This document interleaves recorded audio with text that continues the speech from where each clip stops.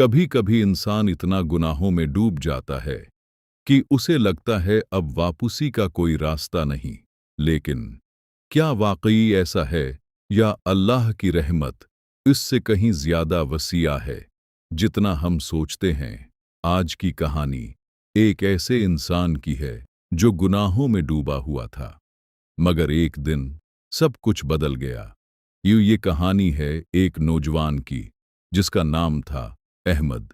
अहमद एक आम लड़का था, लेकिन वक्त के साथ वो बड़ी सोहबत में पड़ गया। नमाज छोड़ दी, झूठ, धोखा और हराम काम इसकी जिंदगी का हिस्सा बन गए।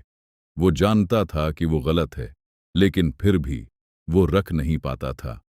एक रात अहमद देर तक बाहर घूमने के बाद घर वापस आया। सब सो चुके थे।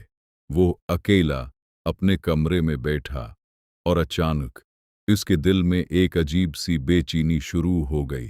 ऐसा लगा जैसे दिल भारी हो गया हो, सांस लेना मुश्किल हो रहा हो। वो आईने के सामने खड़ा हुआ और खुद से पूछने लगा, मैं कौन हूं? मैं क्या बन गया हूं? बस उसी लम्हे उसके मोबाइल पर एक आयत की वीडियो चल गई। आए मेरे बंदू, जिन्होंने अपनी जानों पर ज़ियादती की, अल्लाह की रहमत से ना उम्मीद ना हो। ये अल्फाज सीधे उसके दिल में उतर गए। अहमद की आंखों से आंसू बहने लगे। वो जमीन पर बैठ गया और पहली बार सच्चे दिल से अल्लाह से बात की।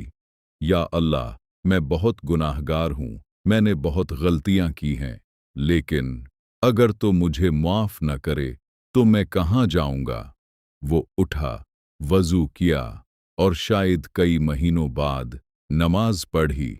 हर सजदे में रो रहा था, हर दुआ में टूट रहा था। वो रात अहमद की जिंदगी बदल गई। अगले दिन उसने अपने बुरे दोस्त छोड़ दिए, नमाज शुरू कर दी, कुरान पढ़ना शुरू किया।